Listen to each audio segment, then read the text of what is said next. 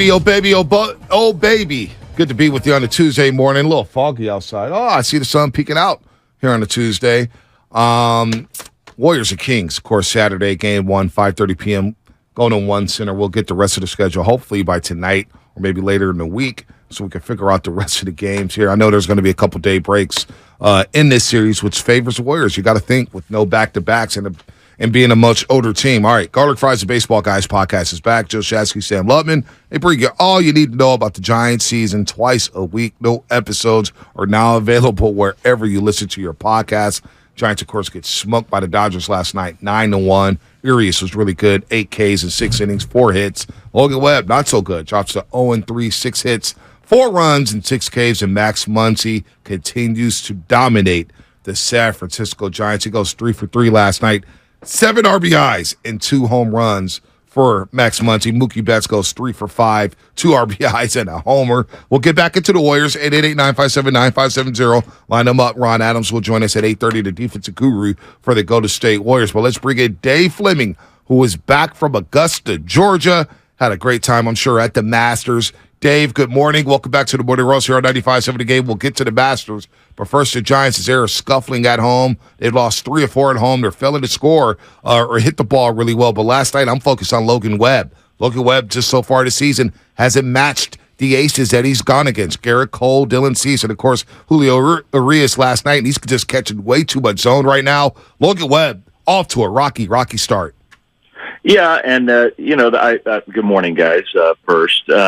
I think there is reason to be maybe not even concerned, but just disappointed by, okay, you've given the ball to Logan Webb 3 times in your first 10 games and you haven't won a single one of those.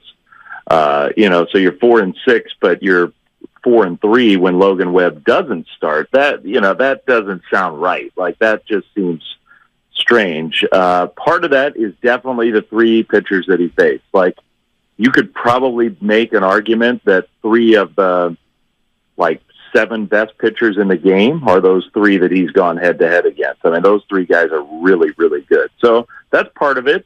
The other part is the home run ball. I mean, Logan gave up 11 home runs all last year, and he's given up 4 already. He threw 192 innings last year. He's thrown 15 or whatever this year, whatever it is.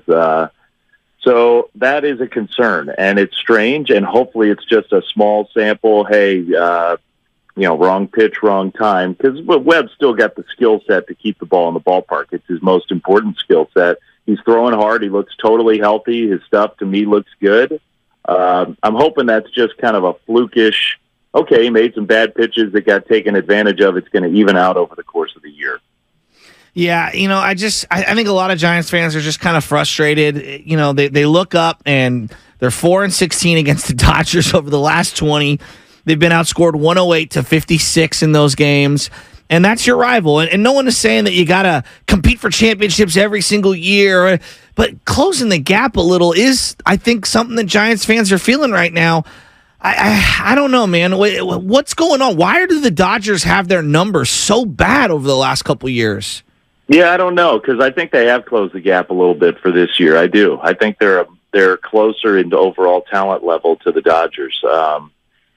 But maybe part of that is the last year the Dodgers have had, and they have a lot of guys. Logan's one of the best pitchers in the game, but against Muncy and Betts and Freeman, he doesn't look like it. I mean, part of it could be just some individual matchups against some Giants pitchers that are no good.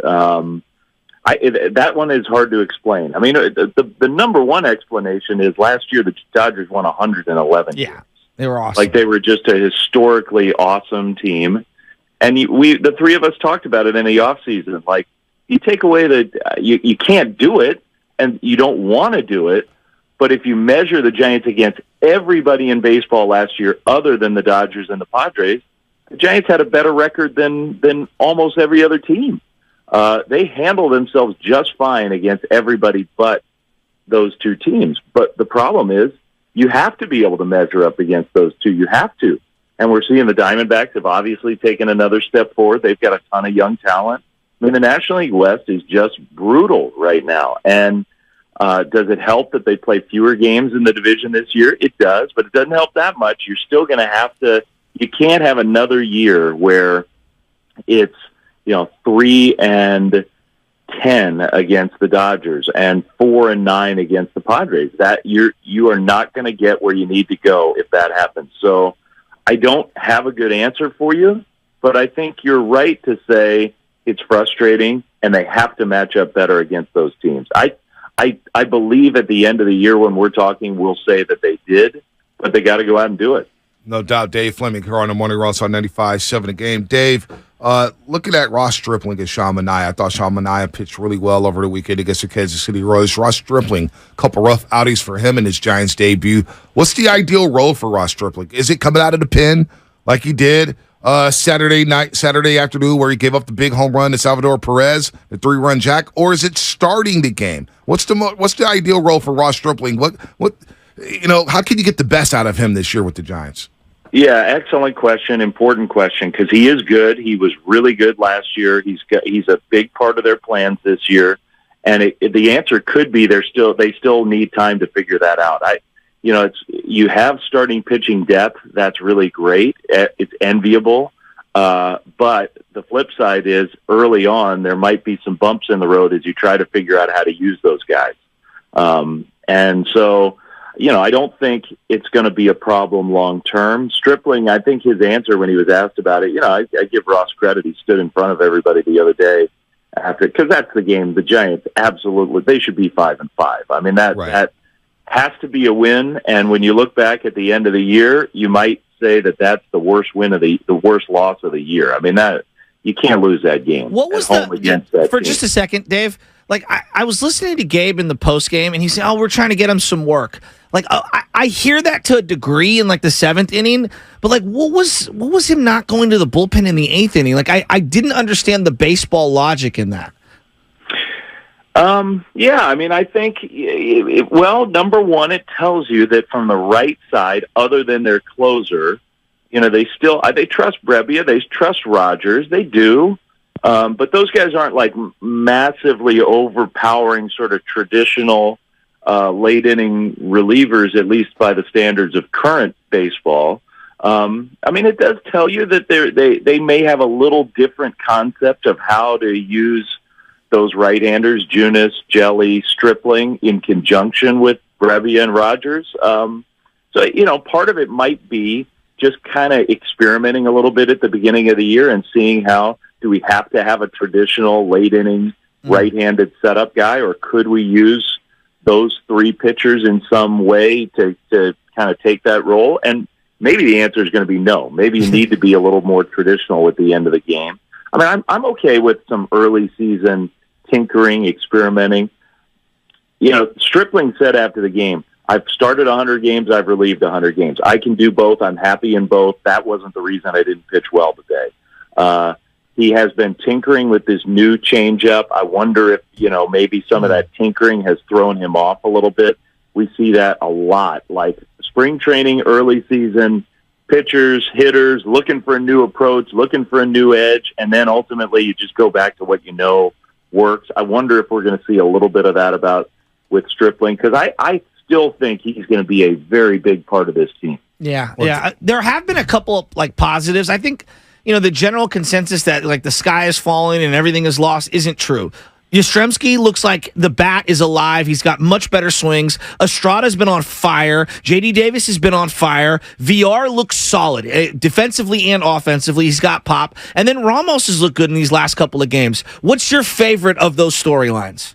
Well, and I would add, I think Michael Conforto has looked excellent. Good call. Like he's swinging and missing a lot, but to me, that's a guy who hasn't played in 2 years, basically. To me, that the strikeouts for him are less of a worry than the other stuff is a positive. I think Conforto is going to be just fine. Lamont Wade Jr. to me looks way better. Like Lamont is taking pitches, he's taking walks, his at-bats look great, and his exit velocities are way up. Like he's hitting the ball harder than he ever has in his career, including 2021. So I think there actually are a lot of positives on this team. Jacob Junis looks absolutely awesome. What about Anthony DeSclafani? In first two starts. Absolutely. He's a huge positive. I think they're more positives than negatives right now. I do. I think the defense is still not great, Agreed. but better. Flynn, to stop you right there real quick, do you think last night watching the game and just watching it really closely, because over the weekend I was in and out with the Royals and all the stuff going on with the Golden State Warriors, but last night it really hit me that without all the drastic shifting, they need to get a lot more athletic defensively. That's the one thing that popped out to me. There's one negative about the defense, it's their athleticism.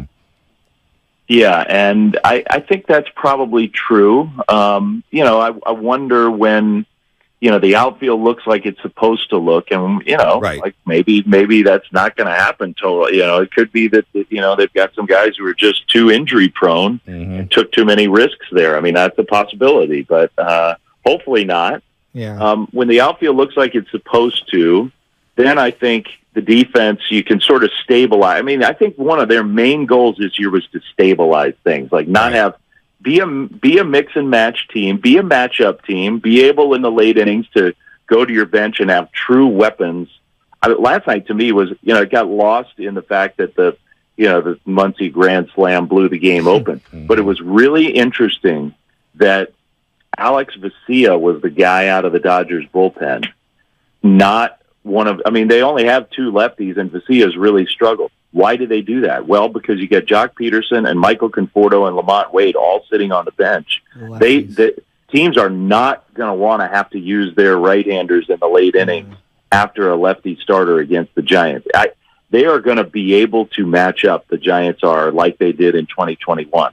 But that said, still part of the idea is to have more stability day to day. And so that's where I think, Bonte, maybe we'll find out in a few weeks, okay, let's get them settled in and see if some of those problems start to disappear. I mean, look, you guys have heard me wax on about Brandon Crawford for a long time. Brandon is the greatest Giants shortstop of all time. Yep. He is. And he's had an amazing career. But the defensive numbers so far are not good for Brandon at shortstop. His range, it just doesn't. That is a concern. If Crawford doesn't look rangy at shortstop, he's their guy, and that's where some of those issues without shifting might start to pop up. Well, so I went to the opening day, Dave, and I had not been to a game with the pitch clock and the new rules and stuff, and so the action was unbelievable, just across the board. My wife and one of my cousins, they made a remark that for a casual fan, they now know when the ball is going to be in play because they're looking at the clock and they're like, all right, here we go. Pitch is coming in. And so, it's an indicator for the casual fan that the ball's going to be in play and things are just moving faster. But I was picking up on the Royals and their defensive shifts and how they were putting another outfielder in the infield, essentially, and then how they were running the bases. And so you're seeing sort of philosophical changes from team to team. The Diamondbacks running the bases like crazy against the Dodgers. I'm loving the athleticism that has been injected into the game as a whole. Are you noticing those same trends? Totally agree. And I think to your point and to Bonte's point, long term, you got to be more athletic. And the Giants have to be more athletic. And long term, that has to be a goal for this franchise, because I do think that these changes, first of all, we know they're here to stay. Right. Absolutely. The rules changes have been wildly successful. They've been incredible. Baseball is, I think, thrilled with the way this early season is going, just, on a macro level. Flynn, we could watch an entire game now on this morning show. I was in bed. I was like, wow, I got to watch the Giants and go to bed. It's been dynamic. I love it. Exactly. It's just changed everything about the experience of being a baseball fan. So that's really, really good. Yep. But I think if you're building a team with these rules, that's going to have to be an emphasis, is range on the infield and speed on the base paths. And, that's two things the Giants can improve upon. They can. And I think long term, they're definitely going to try to. Casey Schmidt, whenever he's ready, it's going to really help having a guy like Casey Schmidt over at third base who can just go get everything. Agreed. That is going to be difference maker for the Giants once he's ready to go with the bat. And those are the kinds of players that I think are going to be even more valuable. Yeah, I can't wait to see Casey Schmidt. Cannot wait. David VR, you mentioned him. Positive there. So tonight, Alex Wood against Dustin May. Dustin May's been dealing so far. He missed most of last season, of course, as well. Game 2 of that series. But let's leave on a positive note, Flem. The Masters. Tell us about your weekend. I know it was rain-soaked Saturday. Played 30 holes on Sunday. Tell us about your weekend down in Augusta, Georgia. It was great, as always. It's just one of those events that always delivers. There are always storylines. I was really super disappointed. You guys know I've gotten to be friends with Will Zalatoris, who's, he's sad. From San Francisco. Yeah. He's such a great Giants baseball fan. He's such a good kid. He's just awesome. And I was out there with him during the practice rounds talking golf, and he looked healthy and good. And then, now not only did he miss the Masters, he's out for the year. That stinks because I just personally am so pulling for him. So that was kind of a downer for me at this year's Masters. But taking, Will out of it, I was texting with him after the surgery, and he said he's feeling better already and going to be back in the fall, and so that's good news. But the Masters was awesome. I thought Jon Rahm was, this was one year where golf tournaments are so impacted often by what side of the draw you're on, if the weather's going to change. And for Jon Rahm to win that tournament from the, quote, wrong side of the draw, from the much more difficult weather side, means he played better golf by far than everybody else. Like, the final score didn't even indicate, the final totals for everybody didn't indicate how much better he was than everybody else. Jon Rahm dominated that tournament, and I think it's fair to say, as good as Scotty Scheffler is, and Scotty's been an amazing winner the last year, the most talented all-around golfer in the world today is Jon Rahm. Agreed. And one last thing, I know, Dave, thanks for joining us. I miss Brooks. I miss, as much as everybody hates him, I miss Phil. I miss all these guys playing on the same tour simultaneously.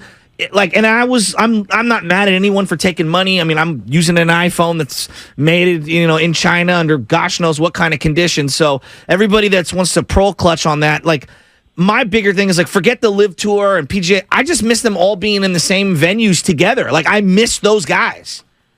Yeah, I mean, I probably have a little different take on the politics of it than you do, because I do hold it against those guys. You do taking that money. I do.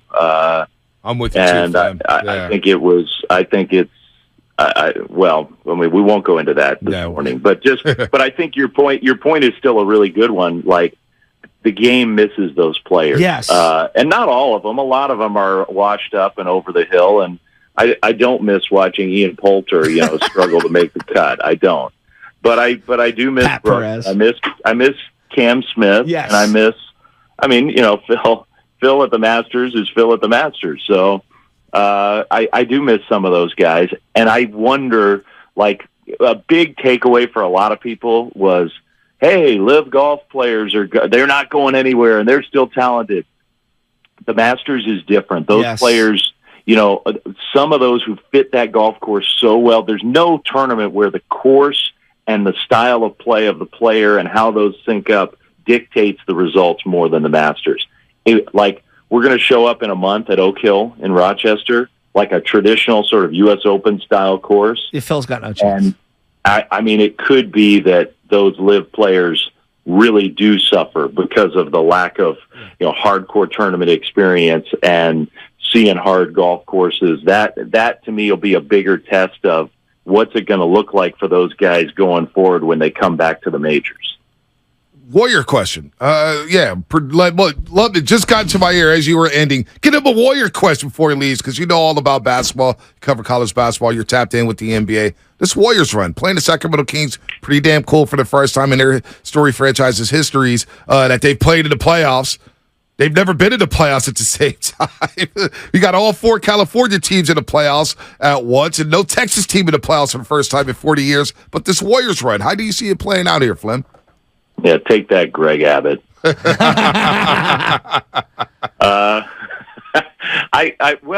I think, game 1 is going to tell us a lot about this series.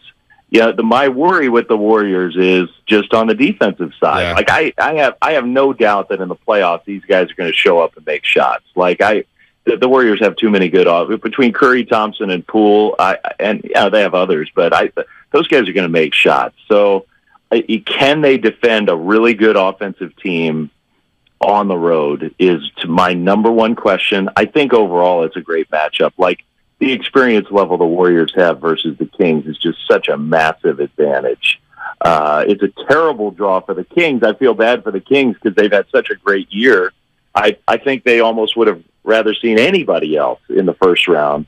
So I have a good feeling about the Warriors getting through the Kings. But if they can't defend them, on the road, then they're not because, they're starting off in Sacramento. Right. So they don't have home court advantage. And if the Kings put up 130 in every home game, that's not going to be good. So to me, that's what I'm looking for. Can they guard them in Sacramento starting in game one? All right, Flem, you're the best, man. You're tapped in on everything. We love talking to you. We'll do it again next week and see if the Giants, they've lost 8 straight home games to the Dodgers. 8 straight home games. They got to figure out. And, by the way, Dodger fans started to annoy me. Last night I became annoyed seeing all that blue at Oracle Park has become Dodger Stadium North.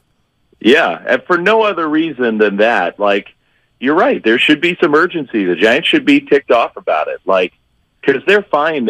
Like, big picture-wise, the Giants still have a great chance to have a really good year. There have been lots of positives. But it makes everybody unhappy to get your teeth kicked in by your rival. And that's what's happened now for a full year. And it happened again last night. And it happened from the first hitter of the darn game. Yeah. And so, Alex Wood, tonight will be an interesting, Alex loves to come out firing. And it'd be very interesting to see his performance early tonight because he can set the tone for this game, and maybe the Giants can get one of those wins. No doubt. Flem, you're the man. We'll see you on the broadcast tonight. 2 more against the Dodgers at home before heading out on a 6-game road trip to Detroit and Miami. Flem, have a good one, buddy. Thanks, buddy. Okay, awesome. Talk to you next week. Anytime. Dave Flemming, man, one of the best in the business. He's tapped in on everything, man. Love hearing his perspective on everything. And he agreed. They need to get more athletic. There are some positives, but the disappointing aspect of Logan Webb is you want him to match those aces, and he just hasn't quite gotten it done yet.